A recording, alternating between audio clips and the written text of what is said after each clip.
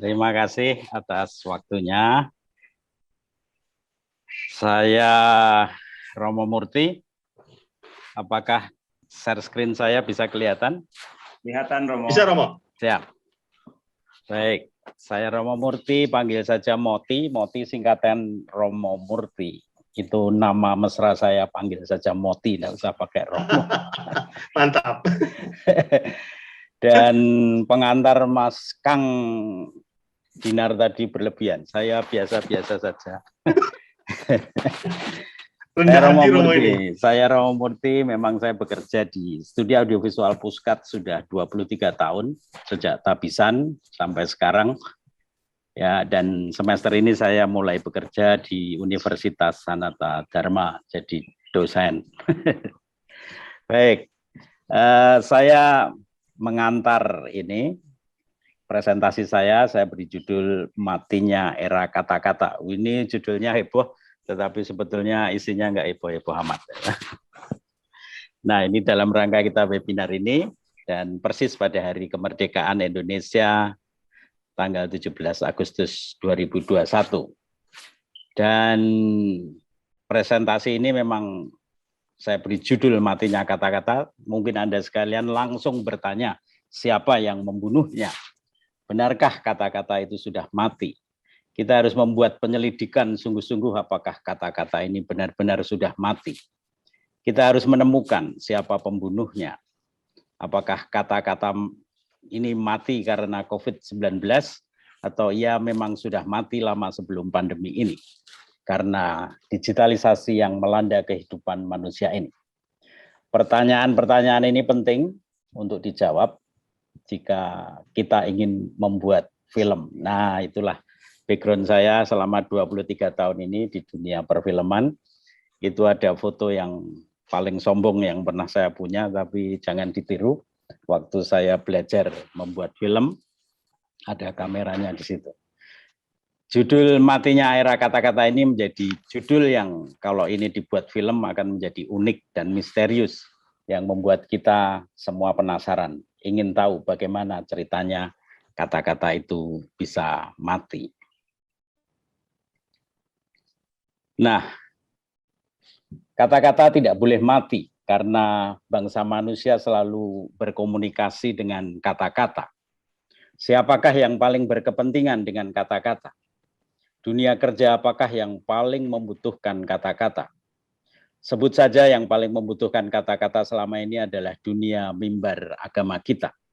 Dalam liturgi keagamaan apapun selalu ada mimbar khotbah untuk para pemimpin ibadatnya dalam menyampaikan sabda Tuhan.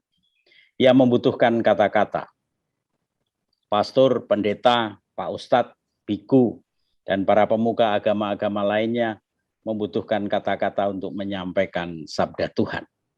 Dan di era media sosial ini, janganlah hati kita menjadi gelisah ketika melihat pemandangan seorang pastor yang berkhotbah menjelaskan makna ayat-ayat kitab suci dengan begitu rumitnya, sementara anak-anak kita tertidur pulas di dalam gereja. Sementara kakaknya asik bermain gadget sambil menunggu kapan misalnya selesai. Inilah disruption era, zaman di mana semua serba tidak fokus. Dunia pendidikan adalah dunia yang selama ini juga membutuhkan banyak kata-kata. Di dunia pendidikan yang klasikal selama ini, anak-anak didik kita dimasukkan ke dalam kotak-kotak ruang kelas. Dan guru mengajar dengan banyak kata-kata. Anak-anak seringkali lebih jujur dalam mengungkapkan kebosanannya di kelas. Ia ingin segera beristirahat, bermain bersama teman-temannya. Tetapi ia harus tetap bertahan di kelas, mendengarkan gurunya sambil menahan rasa kantuk yang berat sekali. Pandangannya selalu mengarah keluar ruangan kelas atau ke meja gurunya karena handphonenya harus dikumpulkan di meja guru supaya anak-anak bisa fokus mendengarkan kata-kata. Kata-kata memang tidak pernah mati. Dunia kerja yang lain pun juga membutuhkan kata-kata untuk berkomunikasi dalam berkarya bersama. Mungkin kita mulai berpikir, judul matinya era kata-kata ini harus diganti dengan pertanyaan, seberapa dahsyatkah kata-kata mampu menyentuh hati orang, menggerakkan hati orang untuk membuat dunia ini menjadi lebih baik dalam konteks bidang pekerjaan kita masing-masing. Lebih-lebih di masa pandemi ini, bagaimana para gembala umat bisa menjangkau umatnya.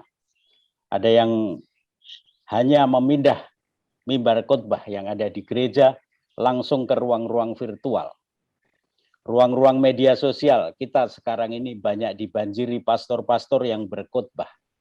Banyak umat yang like dan subscribe. Pastor yang khotbahnya menarik atau yang lucu atau yang sungguh mampu membuat pendengarnya bergetar hatinya, ia akan mendapatkan followers atau subscribers yang banyak. Ada juga pastor, bruder, frater atau suster yang mulai berpikir bahwa khotbah tidak terlalu menarik lagi untuk orang muda dan media sosial. Maka para biarawan-biarawati ini mulai tampil tiktokan, pakai jubah, berjoget ria, diiringi lagu-lagu yang sedang ngehit di zaman TikTok ini. Sejak viralnya foto-foto polisi ganteng, polwan cantik, penjual jamu yang cantik, viral juga pastor ganteng, suster cantik, frater imut yang main TikTok. Ada yang mendukung, ada juga yang mengkritik, dan ada juga yang abstain karena merasa ada sesuatu yang sedang berubah di dunia ini karena media digital yang berkembang pesat saat ini, tetapi ia belum mampu merumuskannya. Namun diam-diam mulai menikmati keasikannya melihat gambar dan mendengarkan suara. Demikian juga dengan guru-guru dan dosen-dosen kita.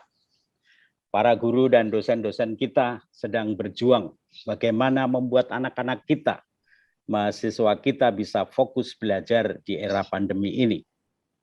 Mereka sadar bahwa memindah ruang kelas begitu saja ke dalam ruang virtual, mengajar dengan Zoom ini sangat tidak efektif.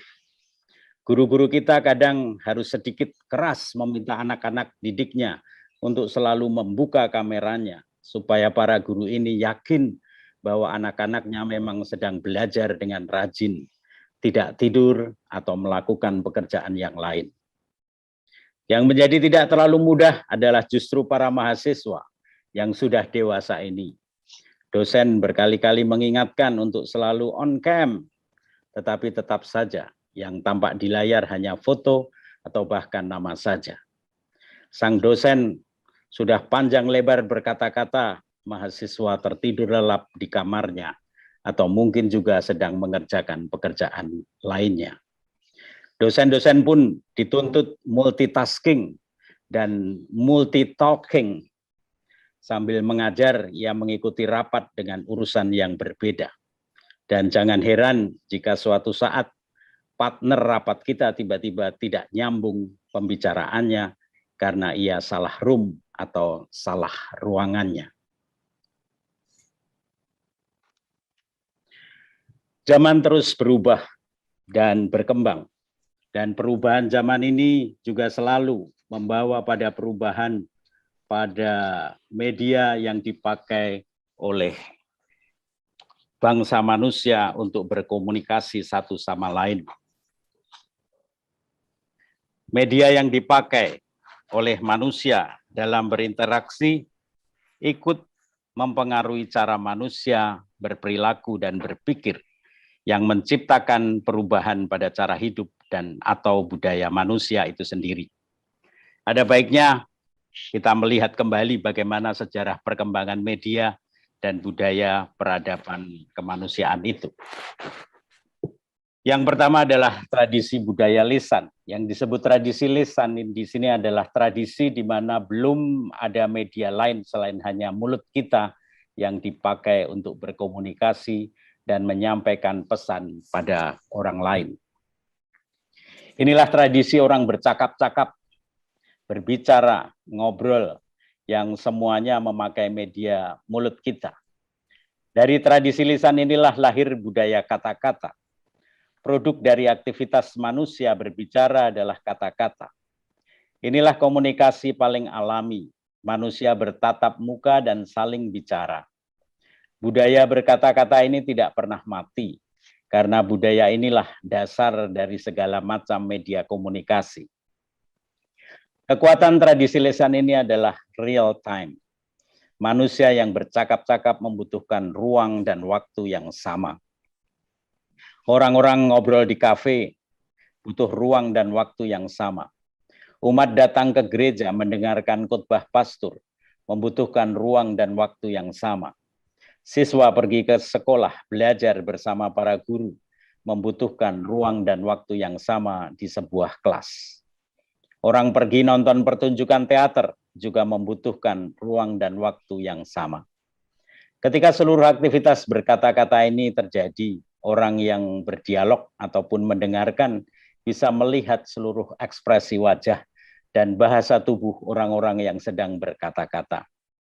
Kita bisa merasakan apa yang dirasakan oleh orang yang sedang berbicara, tidak hanya lewat kata-kata yang terucap, tetapi juga melalui seluruh ekspresi dan bahasa tubuhnya. Melalui cara orang tersebut berkata-kata, tradisi sekolah, tradisi kelas, tradisi kemuritan, tradisi ibadat di gereja, lahir bersama tradisi lisan ini. Ruang dan waktu yang sama atau real time tadi adalah keunggulan sekaligus keterbatasannya. Orang yang di luar kelas atau di luar gedung gereja atau di luar gedung pertemuan tidak bisa mengikuti apa yang dikatakan oleh sang pembicara. Ini gambar-gambar yang saya ambil, mungkin ada yang masih kenal, Mr. Flintstone. Flintstone. Ya, ini zaman di mana belum ada media selain hanya mulut yang berkata-kata. Dan kalau dilihat filmnya, kata-kata pun masih belum jelas, sehingga mereka berdialog dengan visual, dengan tangan, dengan berbagai bentuk untuk mengatakan sesuatu, dan dengan suara.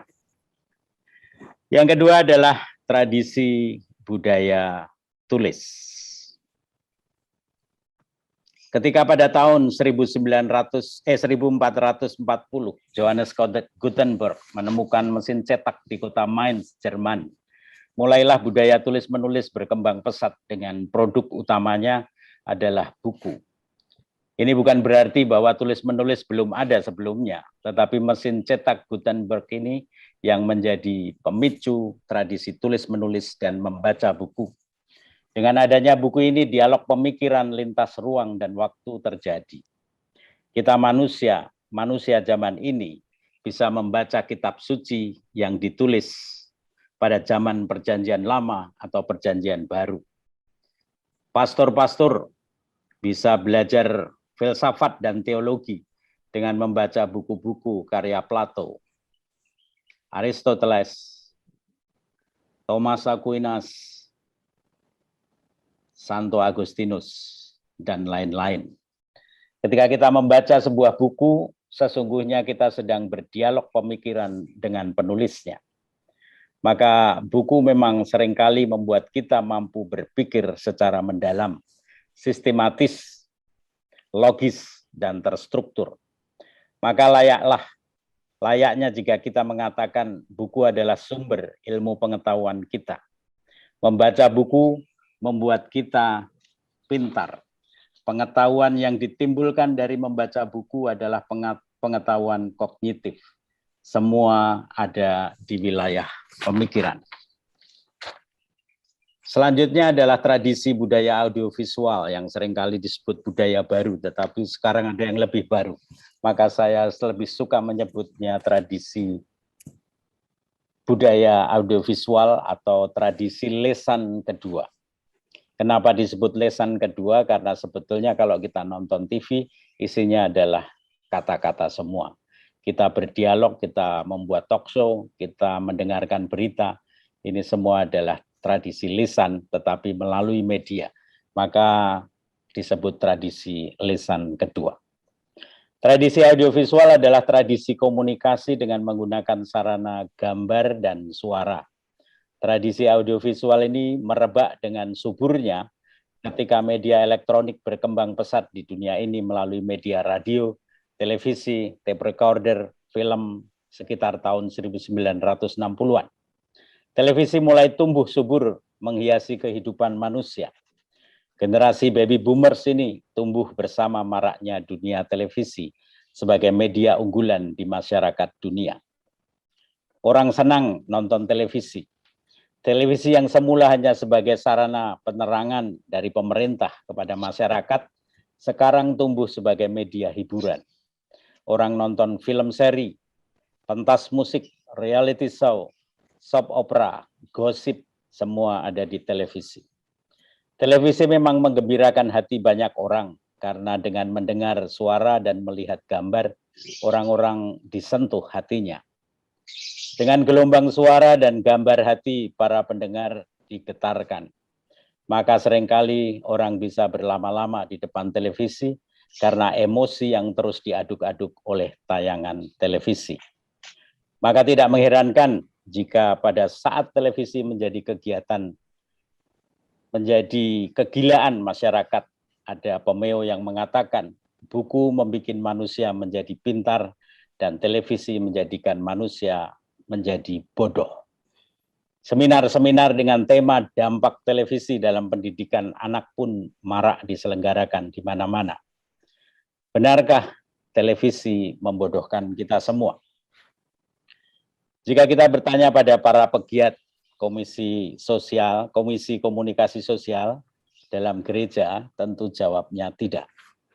Yang membedakan tradisi tulis atau buku dengan tradisi audiovisual adalah cara kerja dua media ini yang berbeda pada tubuh kita, pada anatomi manusia. Ketika kita membaca buku, kita bekerja dengan pikiran kita. Lebih-lebih buku-buku yang membutuhkan kerja keras pikiran, gagasan-gagasan pemikiran itu berhentinya di pikiran kita. Terlalu jauh seringkali untuk sampai ke hati. Sedikit berbeda saat kita membaca novel atau cerpen. Apa yang kita baca menstimulus imajinasi kita dan akhirnya menjadi lebih dekat sampai ke hati. Maka membaca novel cerita kita bisa berjam-jam, bertahan berjam-jam karena emosi kita dilibatkan dalam membaca. Ketika kita nonton televisi atau mendengarkan musik, kita bekerja dengan emosi kita. Ibu-ibu yang menonton sinetron Ikatan Cinta itu bisa sampai menangis karena emosinya dilibatkan. Tetapi setelah selesai nonton, baru ia sadar dan bertanya, mengapa saya tadi menangis? Nah, ketika pertanyaan ini muncul, itulah saatnya yang ada di tataran emosi kita diangkat menjadi sebuah refleksi pemikiran dan bisa menjadi diskusi yang menarik. Maka orang yang membaca buku itu akan sampai pada kebenaran kognitif, kebenaran di tataran pemikiran, sementara orang yang menonton televisi atau film sampai pada kebenaran afektif atau kebenaran yang dirasakan dalam pengalaman konkret kemanusiaan kita. Tradisi selanjutnya adalah tradisi budaya digital. Ini adalah era kita saat ini, era milenial. Tradisi digital ini awalnya ditandai dengan kehadiran internet dalam hidup manusia. Media digital ini melahirkan yang sekarang ini kita sebut sebagai generasi milenial. Kemajuan di dunia teknologi komunikasi melahirkan sistem digital yang mampu mengkomunikasikan manusia dari satu belahan dunia dengan belahan dunia yang lain secara real time. Di ruang yang berbeda bisa berjumpa dengan waktu yang sama. Istilah sinkronus atau asinkronus menjadi sering kita dengar. Platform-platform sosial media tumbuh subur di mana-mana. Kebutuhan manusia untuk eksis dengan seluruh aktivitasnya mendapatkan tempat di sini. Di era digital inilah sebenarnya tradisi lisan, tulis, audiovisual, semua bertemu menjadi satu. Untuk kebutuhan ngobrol dengan teman, ada ruang-ruang chatting di WhatsApp atau Telegram. Dan juga hampir di setiap sosial media selalu ada ruang untuk chatting sekarang ini.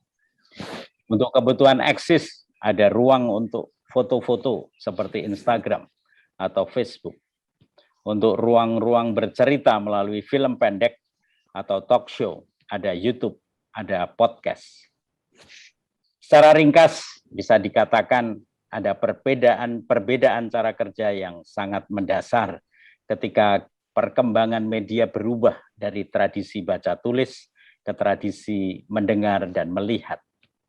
Membaca buku memiliki kekuatan dalam tradisi berpikir yang mendalam, tetapi seringkali berhenti di wilayah pemikiran dan pemahaman, tetapi tidak sampai pada pengetahuan yang afektif pada pengalaman. Sementara media audiovisual memiliki sentuhan pada hati atau emosi yang sering menggerakkan dan membawa manusia pada tindakan yang nyata. Media audiovisual yang bervibrasi pada emosi penonton seringkali juga harus dituntun untuk sampai pada tataran refleksi yang dalam, supaya pengalaman yang menggetarkan dengan seluruh tetesan air mata haru itu tidak hanya berhenti di situ saja, tetapi juga sampai inti dari pesan yang dalam yang ingin disampaikan pada sebuah tayangan. Saudara-saudara sekalian, para Yesuit Provinsi Indonesia pernah mencanangkan tekad dengan menuliskan klausul memeluk dunia digital dan menawarkan kedalaman intelektual dan spiritualitas. Rumusan ini baik adanya, tetapi jika ditelaah lebih dalam, ada dua tegangan di dalamnya. Tegangan yang pertama adalah memeluk dunia digital di zaman ini adalah sebuah conditio sine qua non, kondisi yang mau tidak mau harus kita dalami, kondisi yang tidak terhindarkan. Kita berkomitmen ingin berjalan bersama orang muda, sementara orang muda kita sekarang hidup di era digital. Kondisi ini membuat kita, sejadul apapun kita harus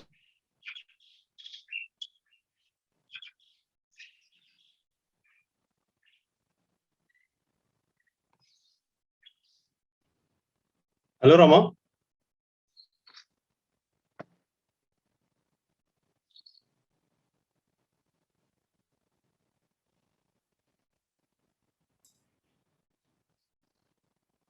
Sinyalnya drop. Ya, silakan Romo. Ada gangguan sebentar, baru saja.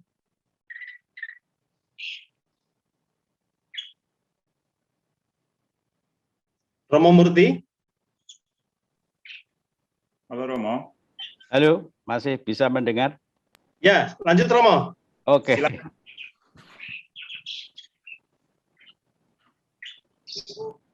Bisa lanjut ya?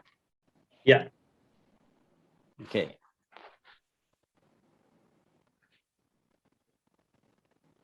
Ini saya sampai lupa mengganti ini. Sorry. Ya, ini digital dan ekosistem. Ya. Ada, saya menyebutnya agama baru singkat, cepat, viral. Inilah dunia orang muda kita.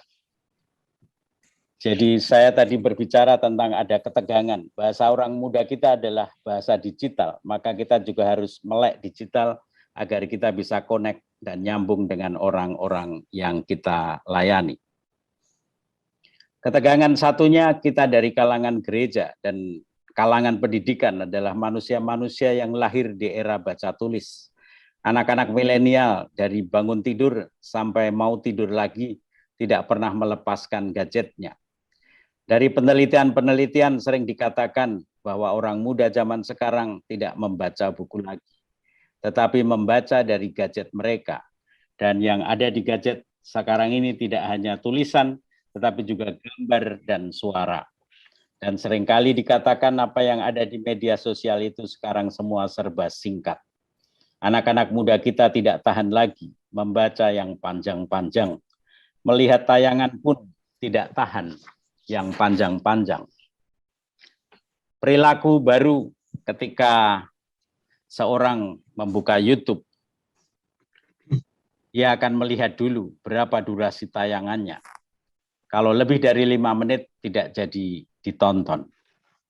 Orang-orang muda kita nonton tayangan YouTube pun yang ringkas-ringkas di bawah 5 menit program talk show saya di YouTube berdurasi 30 menitan.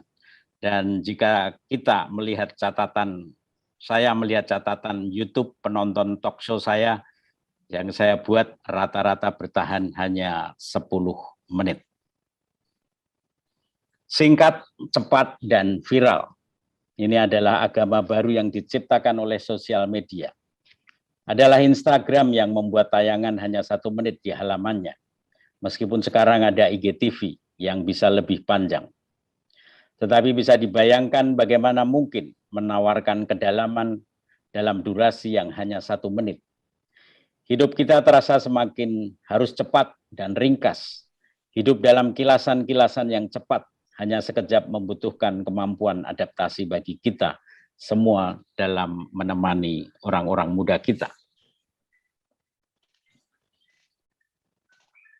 Masuk melalui pintu mereka, keluar melalui pintu kita. Ini cara berhadapan dengan orang-orang muda kita. Untuk melayani orang muda, kita juga harus mengenal siapa orang muda yang kita layani ini. Apa kebiasaan-kebiasaannya setiap hari, apa yang ia sukai dan apa yang tidak ia sukai. Dari situlah kita masuk melalui pintu mereka, masuk ke dalam dunia mereka, dunia orang muda. Dari sebuah wawancara dengan seorang selebgram muda, dikatakan bahwa orang muda itu suka yang receh-receh. Artinya suka ngobrol hal-hal yang ringan-ringan saja dan cenderung tidak penting. Bagi kita yang lahir dari tradisi intelektual yang dalam, tentu itu sebuah tantangan yang besar sekali. Tetapi itulah orang muda kita, anak-anak milenial kita. Kita tidak bisa menghakimi orang muda kita hanya karena suka yang receh-receh. Tetapi justru kita perlu berteman dengan orang-orang muda ini, agar akhirnya dari yang receh-receh ini, kita bersama-sama bisa menemukan nilai hidup yang dalam.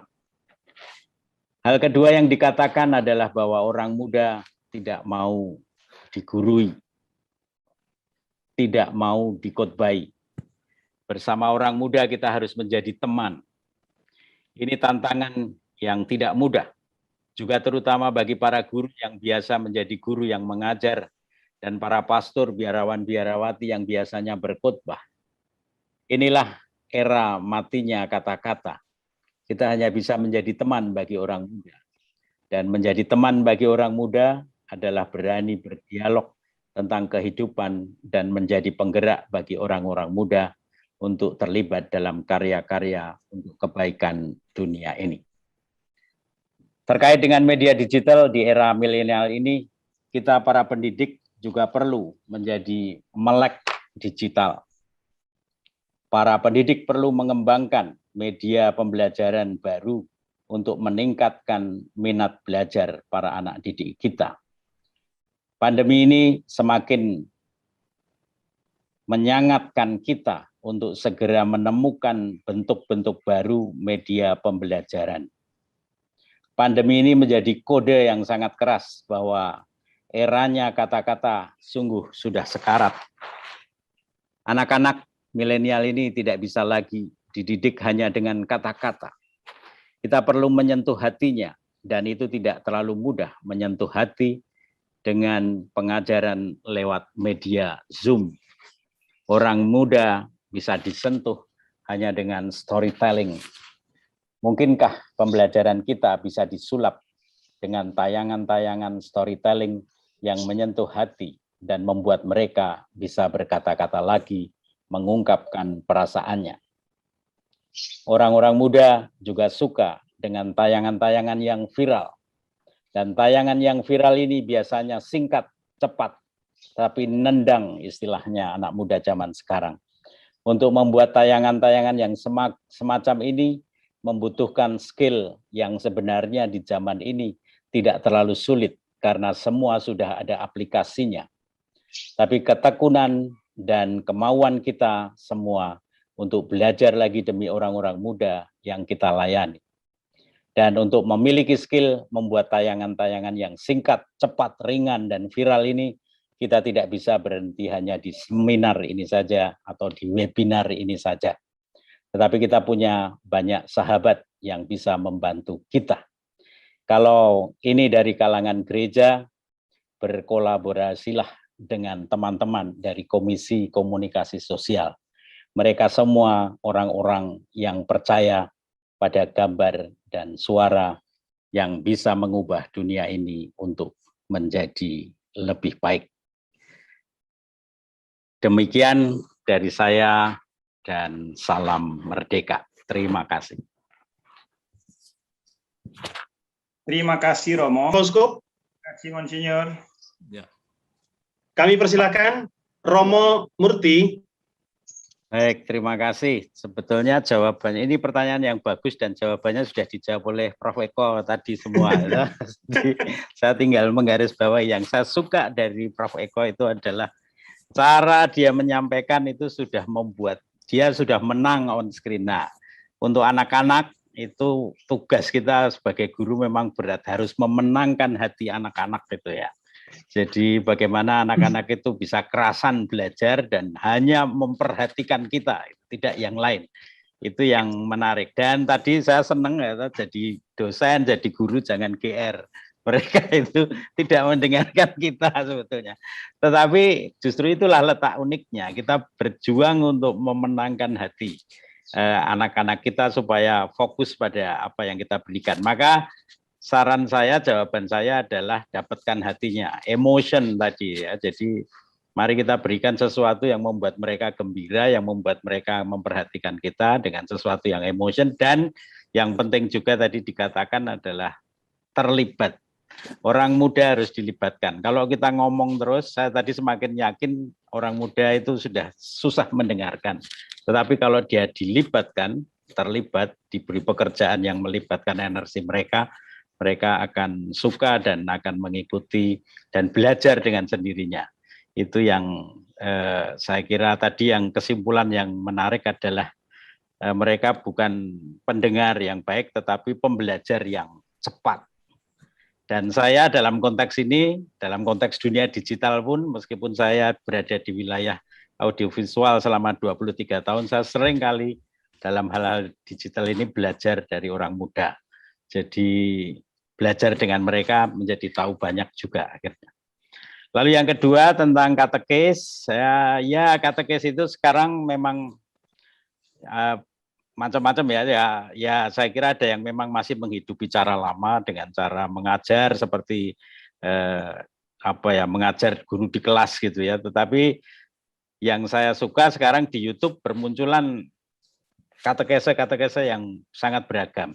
Ada yang memang katekesenya model memindah kelas yang masih sama mengajar di kelas dengan mengajar di YouTube gitu ya.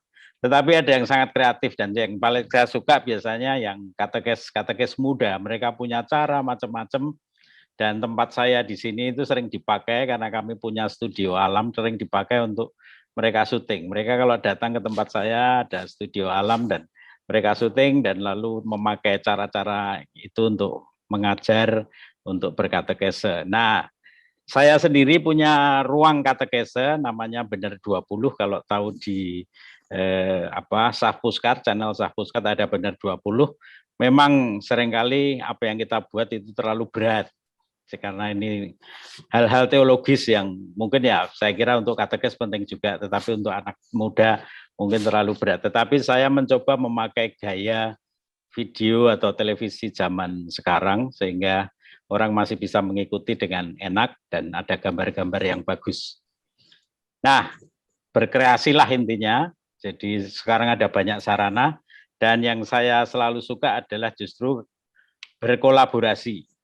Saya cukup lama berada di wilayah Komisi Komunikasi Sosial dan di keuskupan itu ada komisi itu, gunakanlah mereka, pakailah mereka karena mereka ditugaskan untuk membantu komisi-komisi yang lain untuk membuat tayangan-tayangan yang menarik yang untuk mendapatkan hati umat kita, untuk mendapatkan dan apalagi melibatkan umat kita untuk membuat tayangan-tayangan semacam itu. Maka meskipun sejadul apapun, mari kita ambyur saja masuk ke dunia digital yang sekarang ini. Terima kasih dari saya.